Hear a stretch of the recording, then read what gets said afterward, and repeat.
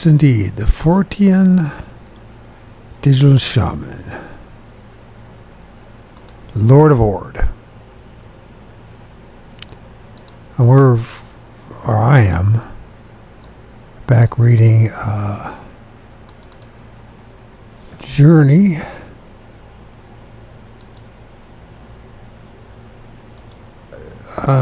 Journeys Out of the Body by Robert Monroe. Sorry about that. Delayed. I'm a little out of it. We're now chapter 8, and good news. I started writing my book finally. I got my first 1,500 words done. I'm going to try my best to write at least 1,000 words a day, minimum. Start in the morning and see how it goes. So, should be an interesting book. At least it'll be interesting to me. Anyways, chapter 8, cause the Bible tells me so. If the human being has a second body, if the second body survives what we call death, if personality and character continue to exist in this new old form, what then? Again, an age-old question that pleads for an answer. To date, in 12 years of non-physical activities, I find no evidence that to substantiate the biblical notion of God, an afterlife, and a place called heaven. Perhaps I have found this and simply haven't recognized it. It is quite possible. It may be that I am not qualified. On the other hand, much of what I have encountered could be some basics which can be distorted through hundreds of years. Let's start with prayer, which is supposed to be a direct communication with God. As we are taught to pray today, it is as if a chemical formula is recited without any knowledge of the original intent or meaning of the ingredients. Or the way our children sing, London Bridge is falling down, with no knowledge of the original meaning of the song. Our entire civilization is filled with such irrational habits. Evidently, prayer is one of these.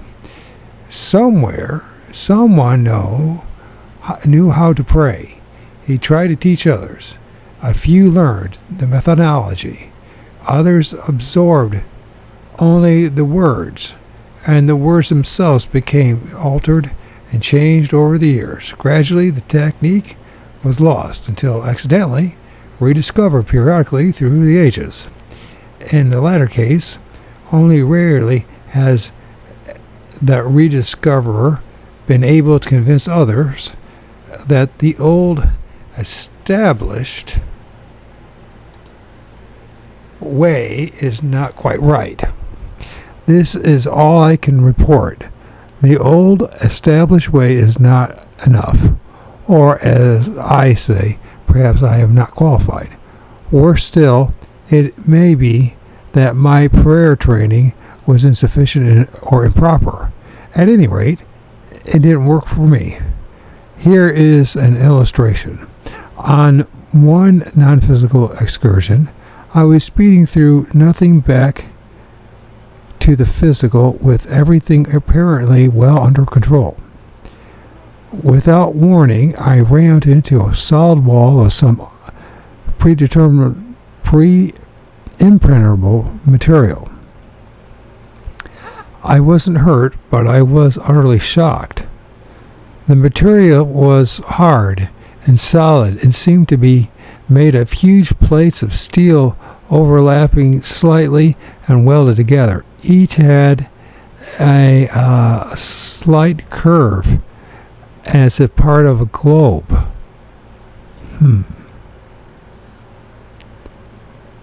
Interesting. I've seen something similar to that in one of my dreams, my lucid dreams.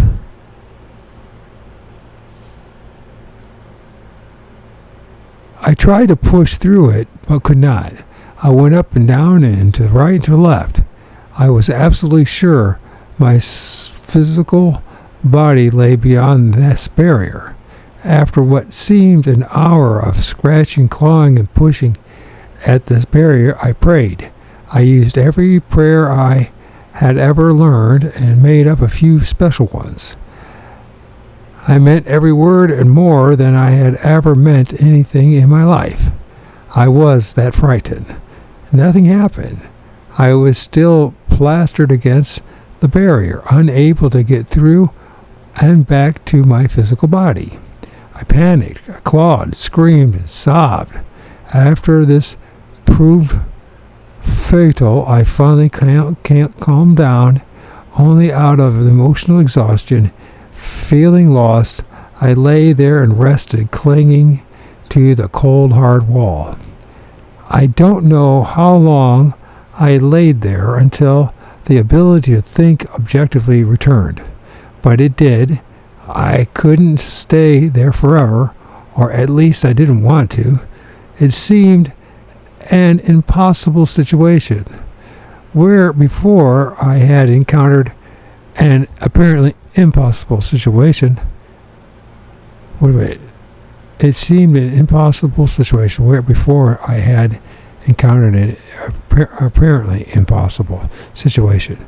I remember years before a friend and I had purchased an airplane whose flight characteristics we did not know. The only reason we bought this particular plane was that it was cheap and good condition. After several practice flights around the field, we decided to take it up for acrobatics. With borrowed parachutes, we took off and headed up to around 10,000 feet. We took it through several lazy eights, a few sloppy loops, and several spins. Everything seemed all right. After climbing back to altitude, we nosed the ship down slightly and popped stick and rudder to go into a snap roll. The next thing we knew, we were in a spin. We center stick and forward and the accepted recovery procedure. It had worked before beautifully, but not this time. The spin began fluttering fast and was developing a whip-like action. Opposite rudder against the spin.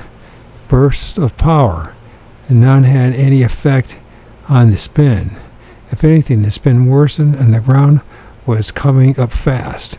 Bill looked around from the front cockpit, and his face white, he yelled at me over the window roar, "We better get out here.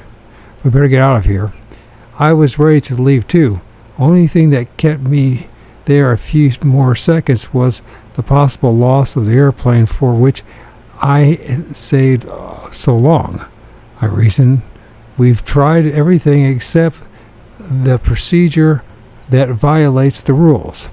The one thing not to do if you're in a spin. Pull back on the stick. What did I have to lose? I pulled back on the stick. The ship straightened out the spin immediately and gathering flying speed. I rolled it until the earth was where it belonged. We landed safely, crawled out shakily, and sat on the ground. I had fallen into an outside spin. Neither of us had seen such a spin before, much less tried one. I remembered the outside spin. I tried to apply the concept as I lay there, panting against the barrier. Forward, up and down, right and left, no good. There was just one remaining direction, although my knowledge said definitely it was not right. I couldn't make things any worse to try, so I did. Then only a few moments later, I was back in the physical, shaken but safe. Which way? It was obvious in hindsight away from the barrier back in the direction from which I had been traveling. Why this worked, I don't know, nor do I know what the barrier was. Perhaps it could be rationalized that prayer did work. I did get back, didn't I? If it did, it was not the manner that religion taught me. No helping angel came hurrying to give me aid and comfort. Another time, I was visiting my brother and my family overnight. Shortly after retiring to the guest room, I went to bed for some much-needed rest. If it has any bearing, the headboard of my bed backed against the wall separating my room from that of my 4-year-old niece. Her bed was directly against the same wall. As I stretched out in the dark, a familiar surge of vibration came, and I decided to slip out for a moment just to test being in this condition away from home. The moment I left the physical, I became aware of 3 beings in the room. I stayed cautiously close to my physical body as they came nearer. They started to pull at me, not hard, but deliberately, as they came as to. Okay, they not hard, but deliberately. They were having a good time at it. I tried to stay calm, but there were 3 of them. I wasn't sure I could get back into the physical quickly enough before they pulled me away. So I prayed again. I used every prayer I knew. I asked God to help me. I prayed in the name of Jesus Christ for help. I tried a few saints I had heard of through my Catholic wife. The result, my tormentors laughed loudly and worked me over more enthusiastically. Listen to him prayer to his gods. One chuckled most contemptuously. Listen to him. I think I got a little angry after that and began to push back and got close to my physical body and dove in. I wasn't exactly fighting back, but I certainly didn't remain passive. That's the key. Yeah, he's right. The sit-up and the physical, most relieved to be back. Even as I sat up, I heard a child crying. It was coming from the room beyond the wall. I waited several minutes and expecting my sister-in-law to come and calm the little girl and get her back to sleep. After some 10 minutes, the little girl Jay still had not stopped. I got up and went out to the adjoining bedroom. My sister-in-law had the little girl, who was still sobbing deeply, in her arms and was crying to comfort her. I asked what was wrong. Could I help? She'll be all right in a little while. I think my sister-in-law replied, she must have had a nightmare or a bad dream. I can't seem to wake her up. I asked how long the girl had been crying. Oh, just a few minutes before you came in. She isn't like this. She usually sleeps very soundly. I offered again to help if needed and went back to my room. Some time later, little Jay quieted down and Evelyn went to sleep. Was my niece's trance-like nightmare a coincidence, or perhaps some new praying technique I needed on my part? There are many more such incidences, but they followed much the same pattern. When I attempted the conventional and accepted approach to prayer, there are, however, more positive prospects to report regarding heaven and hell. If they exist, they are somewhere in locale 2. In non-physical trips to locale 2, often there is a layer or an area which one must pass through. As mentioned earlier, It seems to be part of Locale 2, is closest to here or now, and in some way most related. It is a gray-black, hungry ocean where the slightest motion attracts nibbling and tormenting beings. It is as if you are the bait dangled in the vast sea. If you move slowly and don't react to the curious fish who come to investigate, you pass through without much incident. If you move slowly and don't react to the curious fish who come to investigate, you pass through without much incident. Moving violently and fight back, and they then more excited denizens come rushing in to bite and pull and push and shove. Could this be the borders of hell? It is easy to conclude that a momentary penetration of these nearby layers would bring demons and devils to mind as the chief inhabitants. They seem subhuman, yet have an evident ability to act and think independently. Who and what are they? I don't know. I haven't taken the trouble to stay there long enough to find out. Only by terrified trial and error did I find the method to pass through in reasonable peace. In these words, thoughts are in these worlds where thoughts are not only things but are everything, including you. Your poison, your perfection is of your own making. If you are a remorseless killer, you may end up in that part of Locale 2, where all are the same design. This truly would be hell for such people, for there would be no innocence,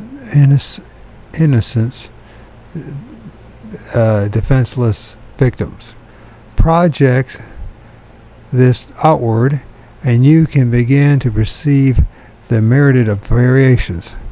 Your destination in heaven or hell of Locale 2 seems to be grounded completely within the framework of your deepest consent, and perhaps no conscious motivations, emotions, and personality drives. The most consistent and strongest of these acts as your homing device when you enter this realm. The most consistent and strongest of these acts as your homing device. I am sure of this because it always works this way when I have traveled non-physically in Locale 2. It works this way whether I want it to or not. The least stray desire at the wrong time or a deep-seated emotion I wasn't aware of diverts my trip in that like direction. Some of the resulting destinations have had all the aspects of hell to me. Others might possibly be construed as heaven, and some differ in practice only slightly from our activities in here now. So, if Locale 2 seems to have portions of hell and doesn't quite live up to our notion of heaven, what then? Where do we look for the guideposts? Where are the God and heaven that we worship? I have missed something. Yet, at times, in visiting Locale 2, a very unusual event periodically occurs. It makes no difference where in Locale 2, the event is the same.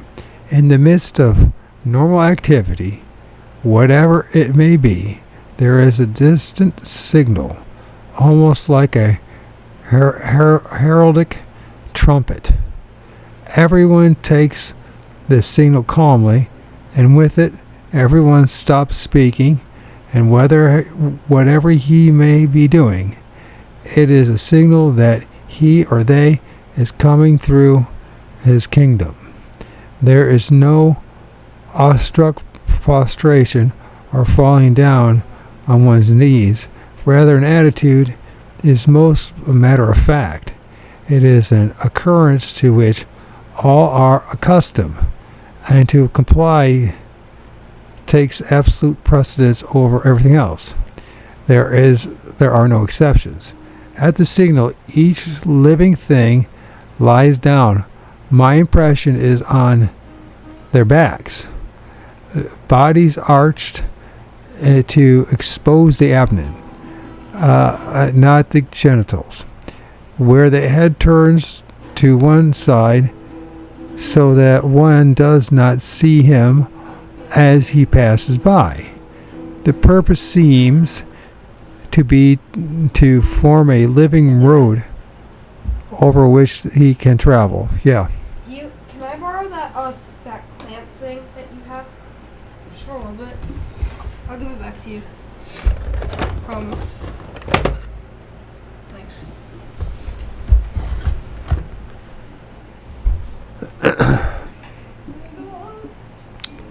So let's go back to this. In the signal, each living thing lies down. My impression is on their backs, bodies arched to expose the abdomen, not the genitals, with head turned to one side so that one does not see him as he passes by. It's so bizarre. The purpose seems to be to form a living road over which he can travel. They have gleaned the idea that occasionally he will select someone from the living bridge, and that person is never seen or heard from again.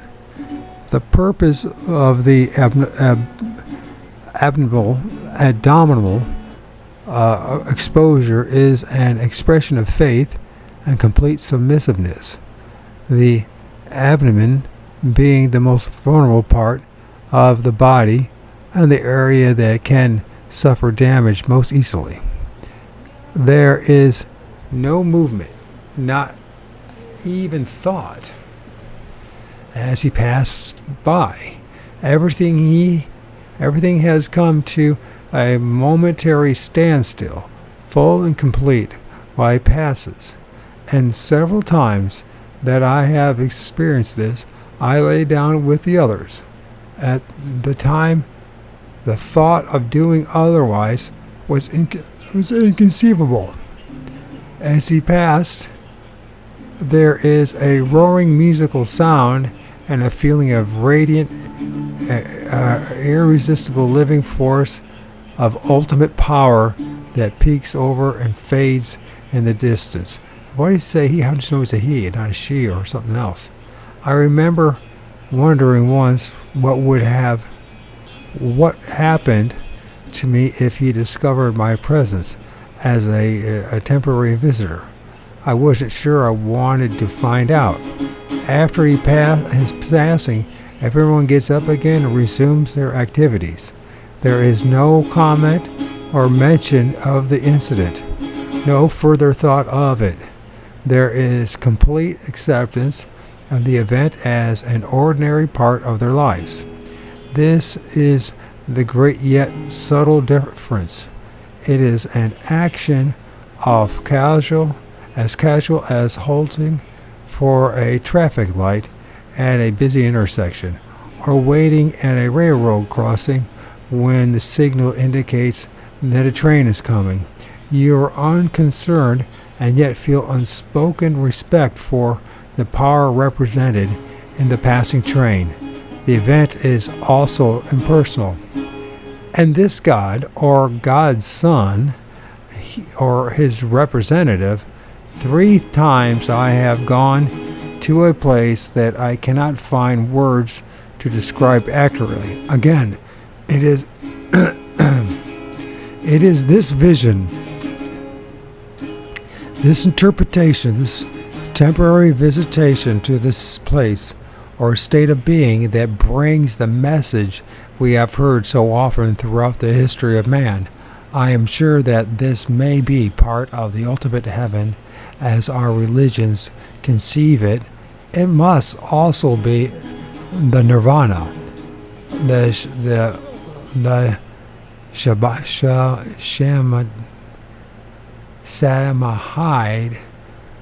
samahide, the supreme experience related to us by the mystics of the ages.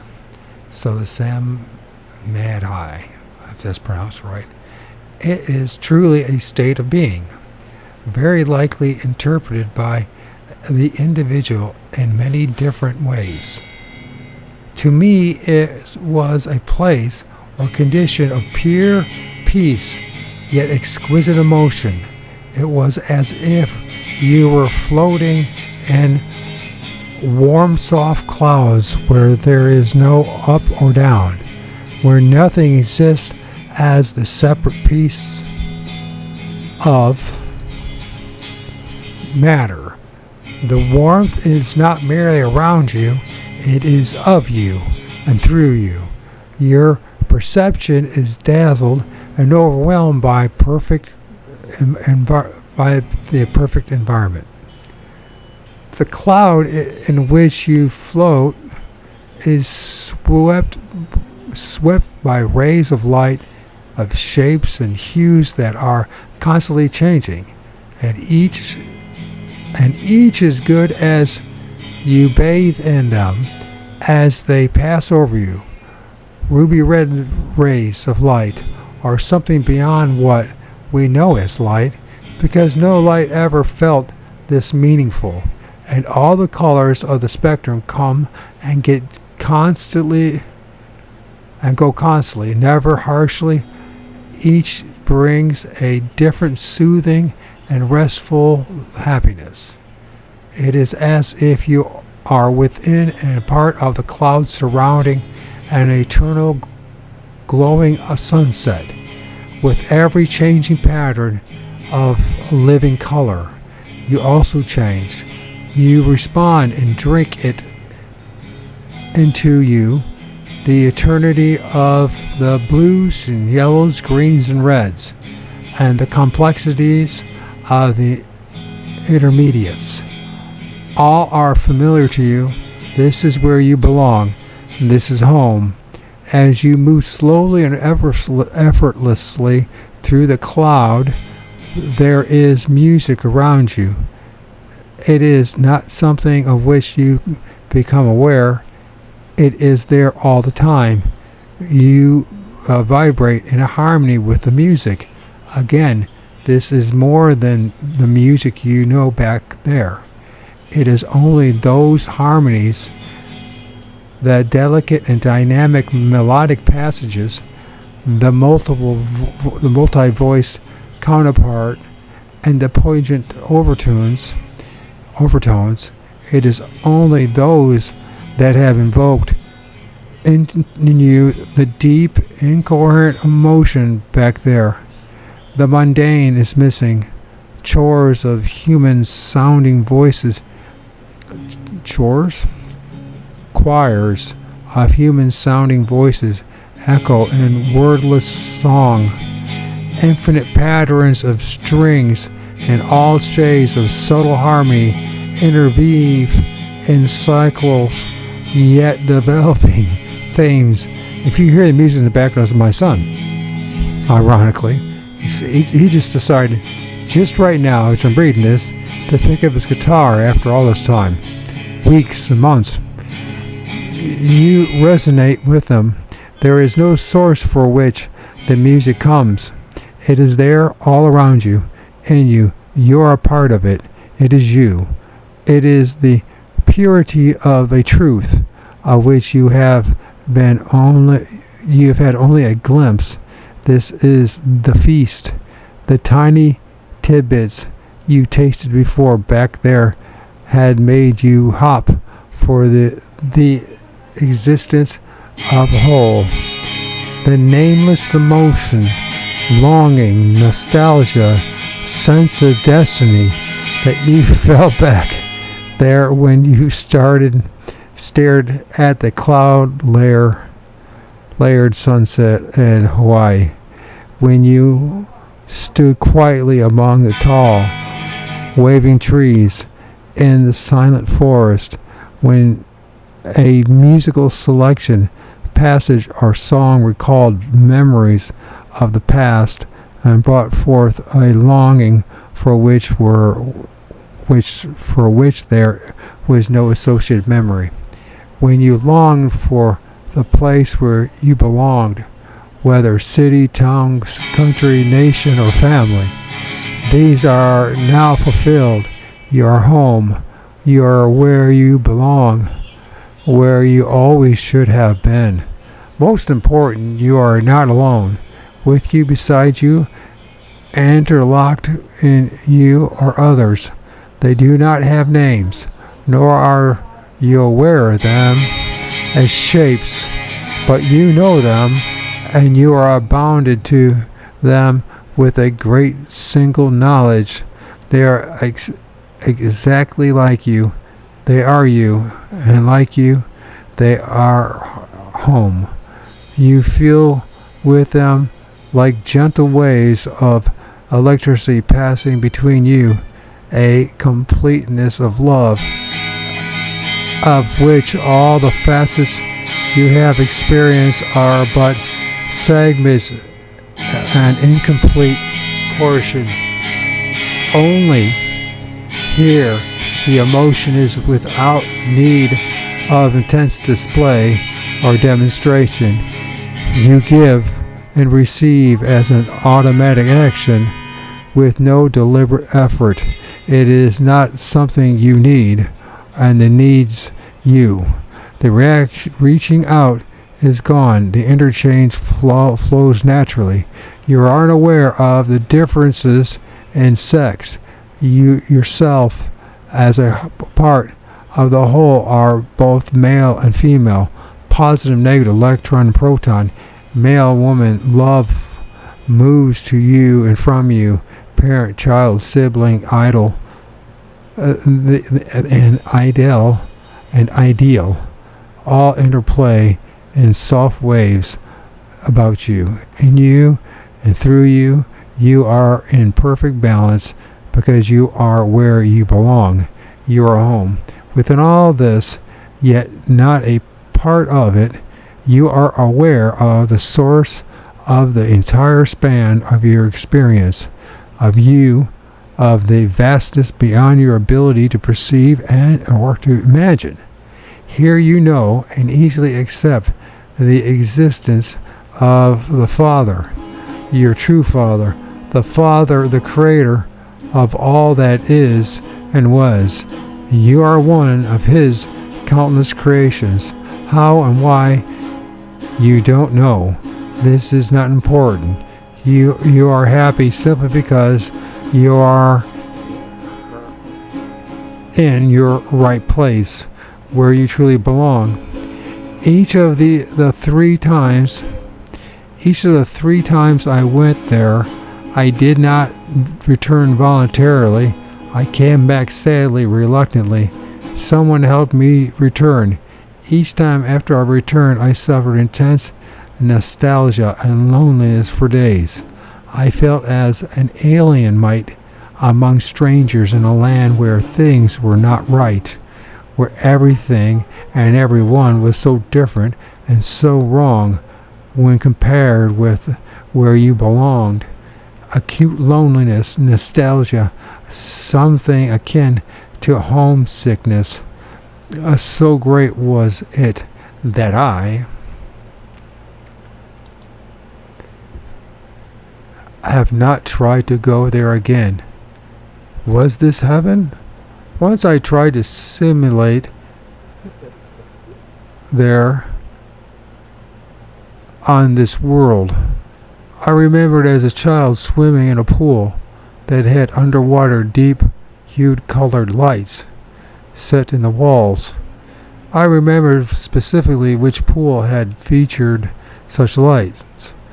Our country home had a swimming pool, so so I set to work.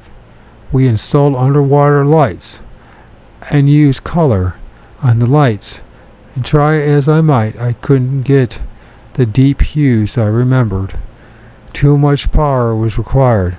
Also, I put in an underwater speaker so that you could lie in the water with your ears submerged and listen to the music from the system in the house. This worked quite well, but it was not there, or close to it. There was one peculiar item. Upon visiting the site of my childhood, the pool I remember was there, but it did not have colored lights under the water. No one, including old friends who swam with me in the pool, could remember this pool as ever having colored lights under the water. Reality. And that is the end of chapter 8. It's quite interesting.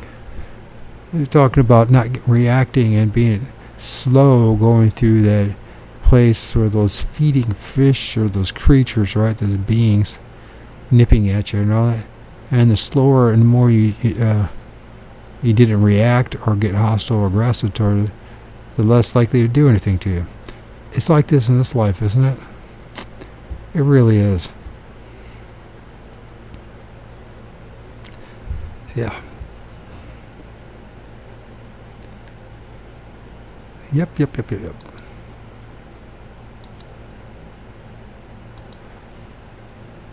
You're going to try, go all the way. Otherwise, don't even start.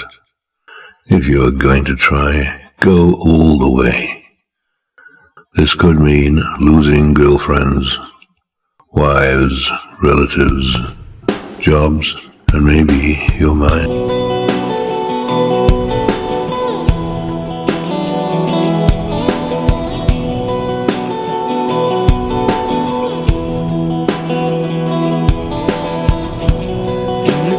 Don't know, you should take it slow. Are you searching? Is it hard to find? If you're broken, running out of time, what you don't have is any peace of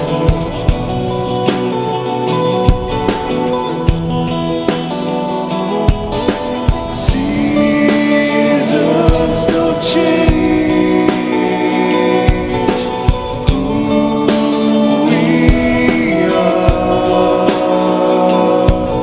The good is gone, but there's nowhere to go.